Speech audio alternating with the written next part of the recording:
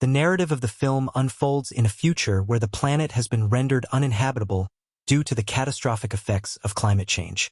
All forms of vegetation have vanished, leading to a significant reduction in atmospheric oxygen levels. As a result, individuals are compelled to purchase artificial oxygen to ensure their survival. 90% of the Earth is shrouded in darkness, and many succumb to suffocation. In this dire scenario, only one city in Australia remains intact, thanks to the efforts of the Chronocorp Corporation, which produces synthetic oxygen. However, prolonged exposure to this artificial oxygen leads to a lethal condition known as the sickness. Humanity faces imminent extinction within a few years. Ethan White, a resident of this Australian city, works as a mechanic alongside his friend Jude at the Chronocorp Corporation. The corporation is tirelessly striving to discover a cure for the sickness and to devise a means of restoring the planet. Ethan's wife, Xantha, is also afflicted by this disease. Ethan dedicates himself tirelessly, both day and night, to earn enough to provide her with improved oxygen. One day, while Ethan and Jude are working in the tunnel, they receive a summons from Regina Jackson, the Chief Technology Officer of Particle Research at Chronocorp, to her office. Upon their arrival, she introduces herself and informs them that humanity faces extinction within a few years unless significant changes occur.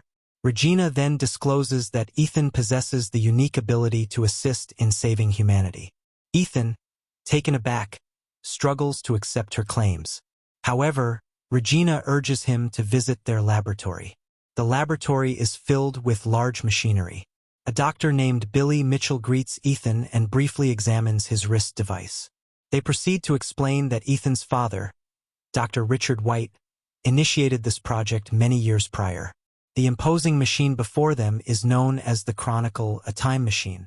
During the initial experiment conducted with this machine, they transmitted radio waves into it to investigate what lay beyond.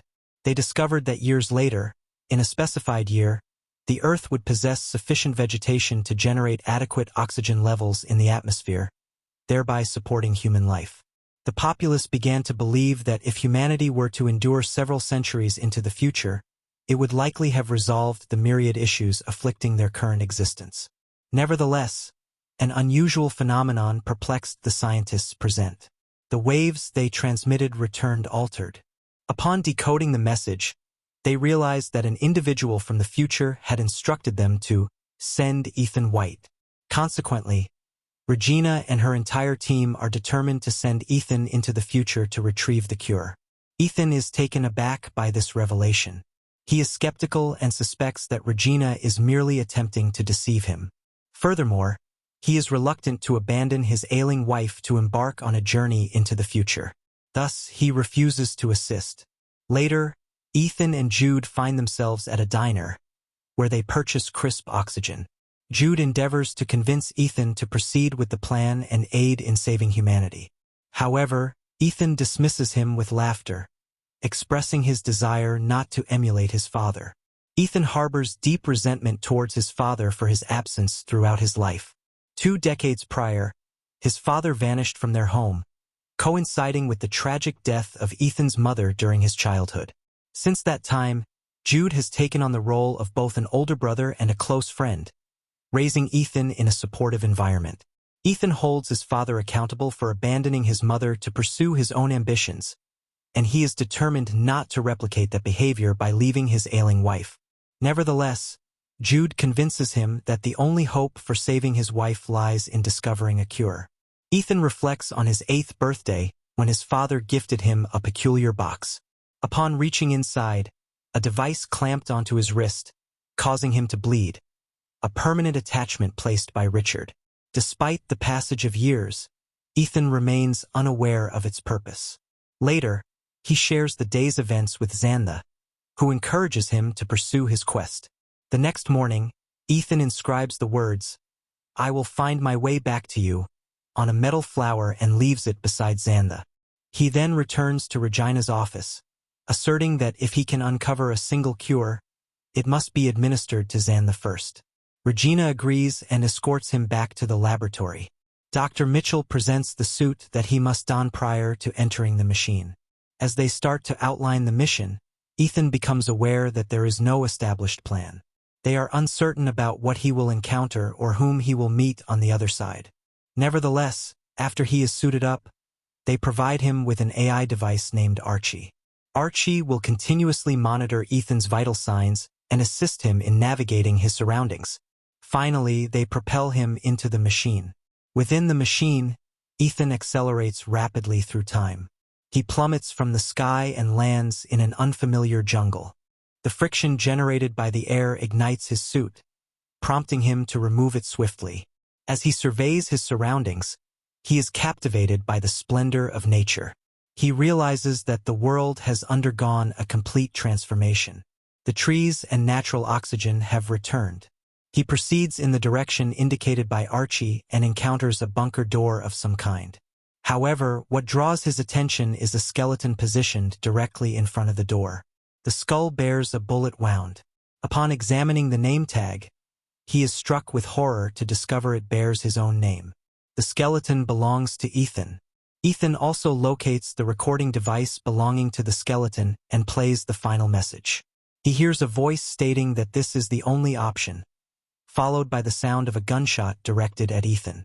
At that moment, the device loses power. He is filled with dread, convinced that this is the destiny that lies ahead for him. Then, he observes the wrist device on the skeleton. It resembles Ethan's, but while the light on the skeleton's device glows green, Ethan's has been red throughout his life. That evening, he kindles a fire and consumes wild berries. Unfortunately, the berries prove to be toxic. Ethan experiences vomiting and begins to lose consciousness. Ethan gradually regains consciousness and is taken aback to find Jude standing before him. It becomes apparent that the laboratory detected a decline in Ethan's vital signs and presumed he was experiencing a toxic reaction. In response, they hastily dispatched Jude to the future, equipped with the antidote necessary for his rescue.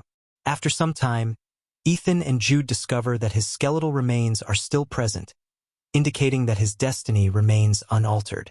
They then utilize Archie to locate an alternative exit. A device scans Ethan's eye, granting them entry. Upon entering, a monitor greets him. It requests a DNA sample.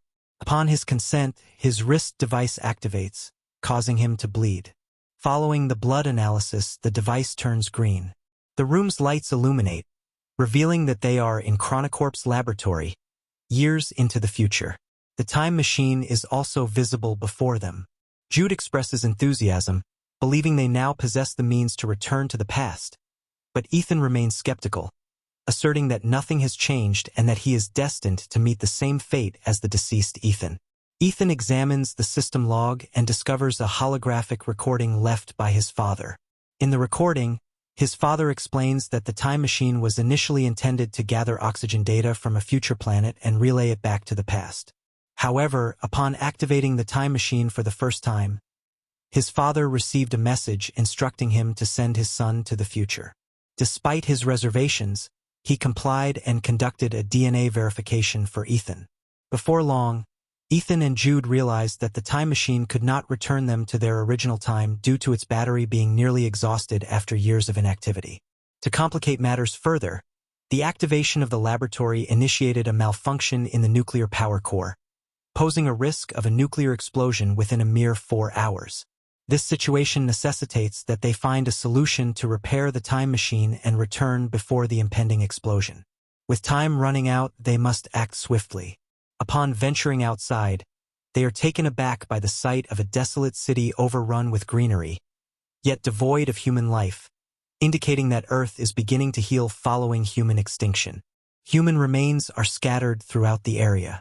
Ethan arrives at his wife's residence, only to discover her bones, plunging him into despair. Jude attempts to convince him to return to the past, as it appears that a cure for the illness does not exist even in this future world.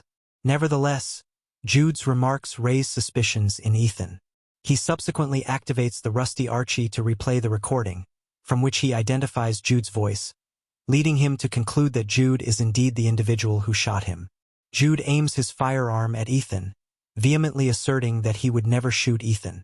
Ultimately, Ethan resolves to prioritize the mission, and through their combined efforts, They successfully repair the power core before returning to the laboratory. With the Chronicle system now operational, they are poised to return to the past, merely needing to wait a few minutes until the portal launches. Once the countdown concludes, the portal will connect for approximately a few seconds. Nevertheless, Ethan observes that his body remains behind a door at the same location, indicating that no alterations have been made to the future. To uncover the truth, Ethan removes the battery from his current Archie and installs it into the rusty version.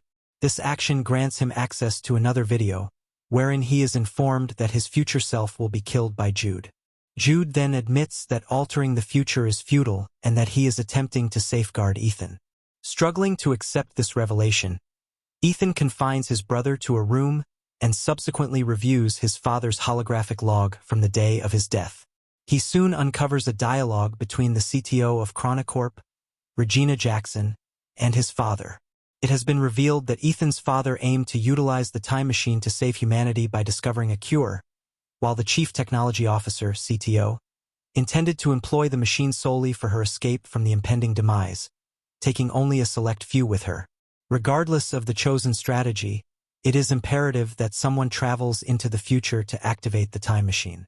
To facilitate the safe transit of living beings through time, a functional connection is necessary from both temporal points. In an effort to thwart the CTO's scheme, Ethan's father secures the time machine and designates Ethan's DNA as the key for verification. In a fit of rage over this action, the CTO promptly kills Ethan's father. She subsequently instructs Jude to eliminate Ethan's mother and to act as a protector for Ethan, with the intention of using Ethan's wristband to access the future at a later time. Ethan is left in a state of shock. The individual he believed to be his brother is revealed to be the one responsible for his mother's death and is now poised to take his life as well. He also comes to the realization that he misjudged his father, who did not intentionally forsake the family. Understanding that Regina's goal is to select a few individuals for the future, Ethan attempts to deactivate the time machine, but Jude intervenes to prevent him, disclosing that he has been assigned by the CTO to ensure Ethan is sent through time to rectify the power failure. Once Ethan activates the time machine, he is expected to kill Ethan. Nevertheless, Jude has developed a strong emotional bond with Ethan over the years, witnessing his friend, who is like a brother to him, in such a distressed state due to his actions fills him with profound guilt. Consequently, rather than taking Ethan's life, he chooses to end his own. Overwhelmed by anger and remorse, Ethan resolves to honor his father's final wish, to discover a cure and save humanity from its impending demise. He examines the monitor and uncovers the very first message penned by his father. From this, he concludes that the message addressed to Ethan White was indeed sent by himself. Thus, he re-encodes the message and transmits it back in time, along with numerous other items. Meanwhile, in the laboratory of the designated year, the Chief Technology Officer and a select group of individuals await the activation of the time machine with bated breath. To their astonishment, the time machine returns not only hundreds of extinct plant species, but also a recording of Ethan's father's murder. Shortly thereafter, Ethan destroys the time machine, leading to the unraveling of the CTO scheme. Ultimately, the CTO is apprehended for the murder. The return plants are cultivated to rejuvenate the planet. Ethan's wife receives a flower sent from him, which helps her comprehend his decision. While Ethan remains in the future alone, he lays Jude to rest and finds it in his heart to forgive him. 1. A butterfly draws his gaze, guiding him once more to the same entrance, where Ethan is pleased to observe that the remains of his future self have vanished.